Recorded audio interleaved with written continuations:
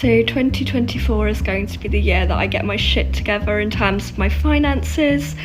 I have been living paycheck to paycheck for as long as I can remember. The amazing thing about this is what she managed to do a year later. I'm recording this video today because this is a year after she started her No by Year, and it's amazing what her goal was versus what she's done.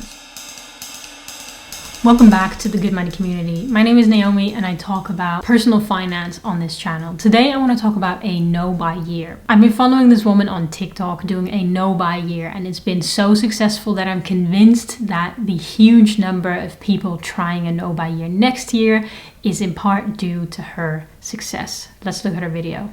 So 2024 is going to be the year that I get my shit together in terms of my finances. I have been living paycheck to paycheck for as long as I can remember, and after writing out a detailed budget, I've figured out that it's literally just out of pure laziness. So I think she touches on a really important point already. The fact that she was budgeting and looking back at her history of spending money showed her that she was actually spending stuff on things that she didn't really need. She says she figured out that it was because of pure laziness. And I'm sure that a lot of people who are attracted to a no buy year will recognize this. You know that there are things that you're spending your money on that don't really feel like necessities. It also feels like something you can't stop. If you're in that category, trying something like a no buy year is definitely something I would recommend. It's not about me spending money on experiences or anything special like that. I've literally just been so lazy with my finances that it has led me to this path where at the end of every month it's a big fat zero or minus number in my bank account, and I'm getting a little bit tired of it. Another thing that's really interesting about what she's saying is that month after month she's seeing zero or minus in her bank account and she is tired of it. Whenever you want to change behavior, it's really helpful to have a moment where you realize, I've had enough. I don't want this to be the way it is anymore. Because behavior change is really challenging. And if you have a strong why, a strong reason why you want to do this, it's much, much easier. Now let's look at what a no buy year is, because a lot of people will have questions in the comments of her video saying, what does that mean? Are you just not going to spend any money on stuff like groceries? What about emergency purchases of things? What about going on trips with friends, buying clothes, or cutting your hair? So she's made a list of the things that she's no longer going to do, and let's look at those. So the first two are all to do with the fact that I spend far too much money on books. So from what we can see, she likes reading because she decided to get a library card. So she was probably spending money on books, and instead of spending money on them, getting a library card is the way to go. In the UK, I think in many libraries they're actually free. So instead of spending £10 or £15 on a book each month or every 2 months if you like reading, a library card, easy solution to save money. I've also shopped my current bookshelves a little bit, so I've made a list of the books that I have already that I'm really excited to read. Often when people read books and buy books, there are way more books on your shelf that you haven't read versus the books that you have read. So shopping in your own bookshelf, definitely really wise. Going through current subscription list and cancelling the unused one, it's a no-brainer. Wean off of caffeine. Now this is really tricky. I drink a lot of Pepsi Max, and in my budget it turns out I'm spending upwards of £1,000 a year on Pepsi Max, so something needs to be done about that. So the reason she wants to wean herself off of caffeine is because she drinks a lot of Pepsi Max.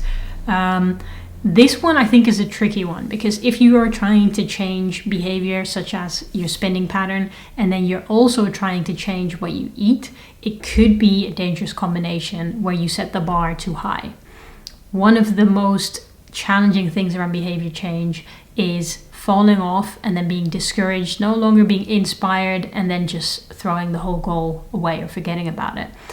I would suggest to start with something that is less ambitious. So if you're going to change something, make sure to change one thing. So if you're doing a no spend year, stick to that no spending, but see how it goes if you also want to wean yourself off of caffeine, because it's tricky. It's really tricky. I have written a detailed budget and a green, yellow and red list of items. The green list is stuff that she can buy without thinking about it. So yeah, yellow is a conditional purchase for her. So if she runs out of, let's say, conditioner or facial cleanser, she's allowed to buy another one. But before that runs out, she's not allowed to buy it. So the red list of items for her are things like clothes, tattoos, piercings, things that you don't really need because you have enough of them already, but you really want.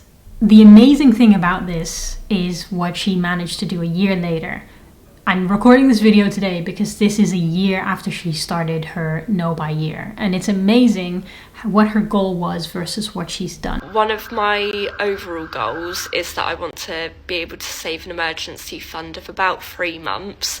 So my monthly outgoings, my essential outgoings at the moment, so that's like rent, bills, electric, internet, things like that, they come to around £1,221 at the moment.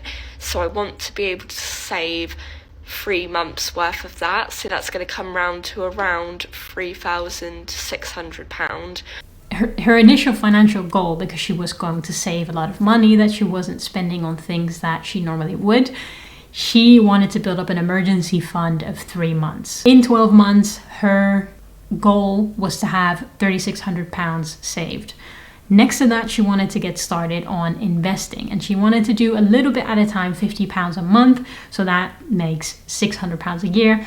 In total, that means she would have saved £4,200. But let's see how much she actually saved.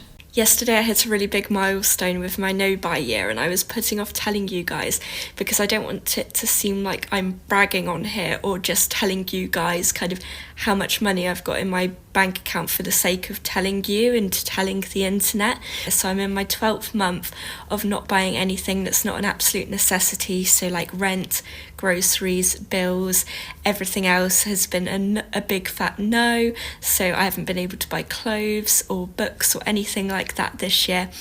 Initially had a goal of saving £4,000 because at the beginning of the year I thought £4,000, I've never seen that much money in my life, I've never been able to save any money, I end up in my overdraft every single month.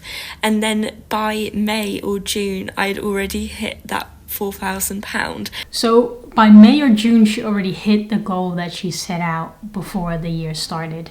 And that is incredible. I think this really speaks to when you've never done a budget before, that you really have no way of knowing how much you're capable of saving or investing. So of course, there are situations in which you can't save or abstain from buying more than you already are. But if you've never done a budget, I really, really recommend that you do, because just like Mia, you could be saving way more than you think, because everyday expenses, especially now that we have a phone where our card is constantly on the phone and we can just tap it, it's so easy to spend money. So do a budget and see how much you can spend if you really put your values behind your actions.